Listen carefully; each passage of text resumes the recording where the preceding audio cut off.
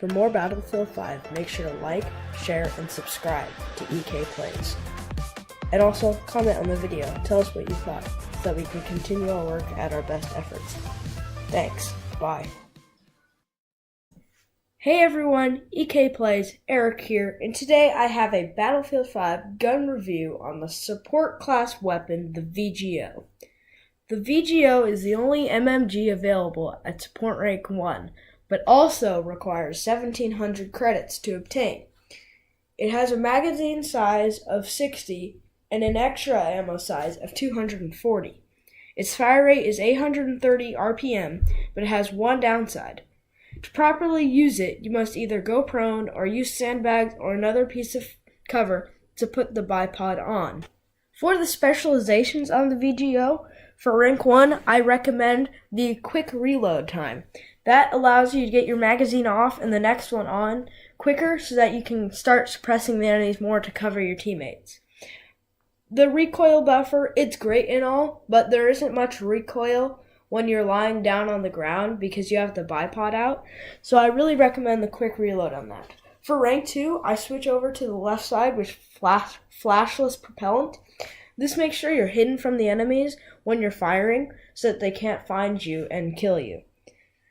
For that one, the ported barrel is great, but you're not recoiling much horizontally either as well as vertically, so I really recommend the flashless propellant there.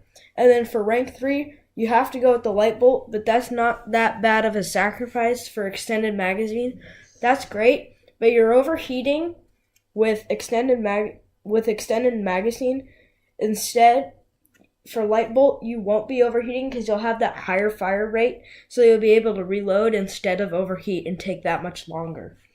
And then for the 4th rank, I recommend switching back over to the right side with chrome lining.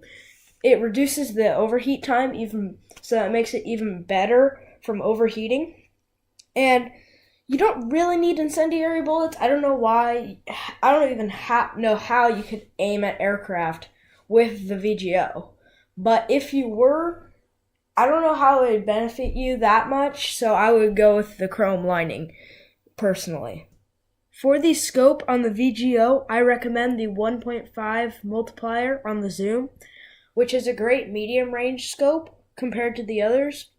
So it gives you still pretty close up, but you can also see longer distances. If you're going to go close quarters, I recommend the just reflex sight, which is no zoom whatsoever. That's if you're just going to be up close and personal, lying right in front of your enemy, trying to kill them. And then I recommend the 1.25 times if you're going to be kind of in between 1.5 and 1. So kind of short to medium range. For the maps that I recommend, for the Norwegian maps, I personally like both of them for the VGO. For Fjell 652, at the cabins, there's a lot of trenches and bunkers that you can use and pop out of to use as cover to suppress your enemies. For Panzerstorm, the Belgian map, I recommend it because of the low walls you can find. You can just pop up behind them and shoot at your enemies and pop back down and reload. And then for the French maps, I do not recommend them whatsoever. For Twisted Steel, the bridge is alright, but it's a lot of close quarters, like against assault and medic and that kind of stuff. And then for the Ross, kind of the same thing. It's mostly front lines, so you're going to be facing a lot of assault, a lot of medic. And then for Rotterdam, one of the Dutch maps, I recommend it because of all the different locations you have for cover, like the different cars and trucks around.